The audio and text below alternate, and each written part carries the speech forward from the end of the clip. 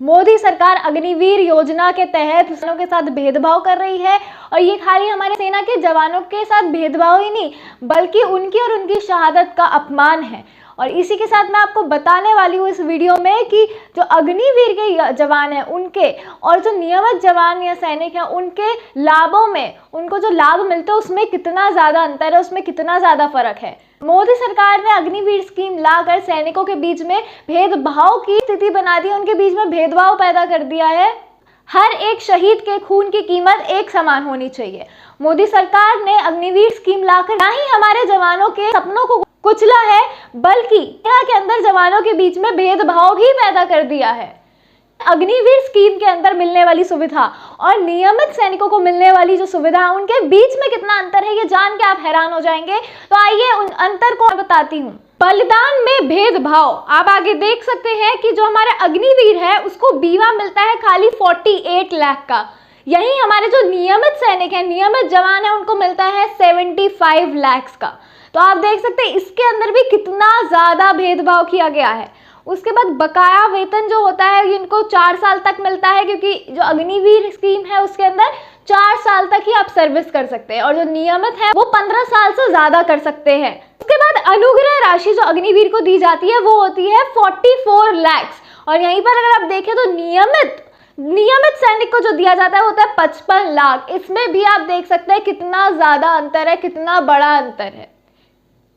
युद्ध हादसा कल्याण योजना के अंदर यहाँ पर अग्निवीर को भी 8 लाख दिए जाते हैं और नियमित सैनिक को भी 8 लाख दिए जाते हैं। लेकिन अगर आप यहीं देखिए ग्रेजुटी की बात आती है तो अग्निवीर को कोई ग्रेजुटी नहीं मिलती यहाँ पर, लेकिन जो नियमित सैनिक है उनको 20 लाख तक ग्रेजुटी मिलती है। इसके बाद पारिवारिक पेंशन देखें तो वो भी अग्निवीर को नहीं मिलती है। अग्निवीर को ना ही शहीद का दर्जा दिया जा रहा है, ना ही जो हमारे सैन्य सेवाएं होती है वो दिए जा रही हैं, बस उनका इस्तेमाल किया जा रहा है इस स्कीम के अंदर। इसके बाद आपको बता दूं कि पारिवारिक पेंशन जो नियमित सैनिक की होती है वो 100% वेतन, जितना आपका वेतन है उतना पूरा 100% आपको वेतन मिलता है पारिवारिक पेंशन के अंदर।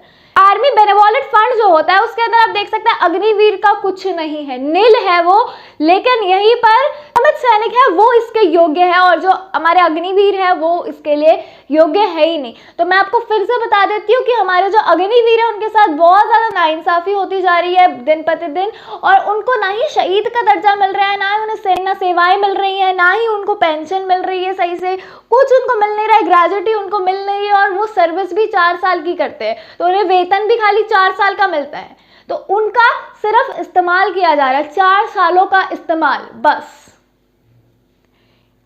परिवार को अन्य सुविधाएं दी जाती हैं जैसे कि स्वास्थ्य सुविधा, कैंटीन सुविधा, शिक्षा में आरक्षण, रोजगार में आरक्षण, शिक्षा में आरक्षण, ये सारी जो चीजें इसमें आप देख सकते हैं अग्निवीर नील है, उसको इस चीज से, इनमें से कुछ भी नहीं दिया जाता है। ना ही स्वास्थ्य सेवाएं दी जाती है, ना ही कैंटीन सुविधा दी जाती है, ना ही शिक्षा में कुछ दिया जाता है, ना ही उन्हें रोजगार में आरक्षण दिया जाता है। यहीं पर आप नियमित सैनिक का देखेंगे तो 3 सेवाओं के लिए भी योग्य है और वो रोजगार के लिए भी केंद्रित और राज्य सरकार PSU उसके लिए भी योग्य है। और यहाँ पर आप देखें तो शिक्षा में आरक्षण के लिए भी नियमित सैनिक के लिए योग्य है, वो उस चीज के लिए भी योग्य है।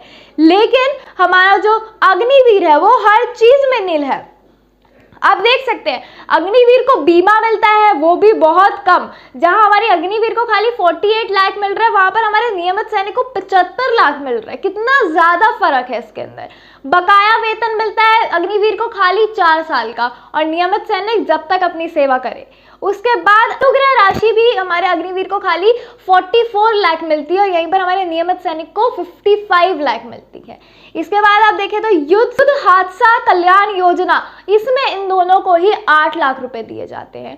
बाकी सारी चीजों में अग्निवीर नील है, वो उसके लिए एलिजिबल ही नहीं है, उसको ये सारी चीजें मिलती ही नहीं है। तो अग्निवीर को ना शहीद का दर्जा दिया जा रहा है, ना उसको सेवाएं दी जा रही है, ना उसको आरक्षण दिया जा रहा है, ना ही उसको कोई भी सुविधाएं दिया जा रहा है। लेकिन इसके उसके बाद अगर आप देखें तो ग्रेजुटी, प्रारंभिक पेंशन, स्वास्थ्य, कैंटीन, शिक्षा, रोजगार, इन सब चीज़ों में हमारा जो नियमित सैनिक है वो इसके लिए योग्य है।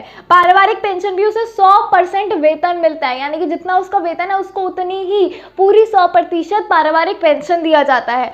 ग्रेजुटी उसे 20 लाख तक ग्रेजुटी दी जाती है और वो आर्मी बेनेवोलेंट फंड के लिए भी वो योग्य है, लेकिन यहाँ पर हमारे अग्निवीर उसके लिए भी योग्य नहीं। तो जैसे कि आपने अपनी स्क्रीन पे भी देखा, मैंने आपको चार्ट भी दिखाया पूरा और आपको विस्तार में समझाने की कोशिश करी है कि कितनी ज्यादा नाइंसाफी हो रही है। सुविधाओं में भी शहीद का दर्जा भी नहीं मिल रहा है और फिर इतनी सुविधाएं भी फिर उनको नहीं मिल रही है हमारे अग्निवीर स्कीम के अंदर। खाली 3 चीजें मिलती हैं और 3 चीजों में भी वो जो हमारा राशि उनको दिया जाता है वो राशि हमारे नियमित सैनिक की राशि की तुलना में बहुत कम होती है।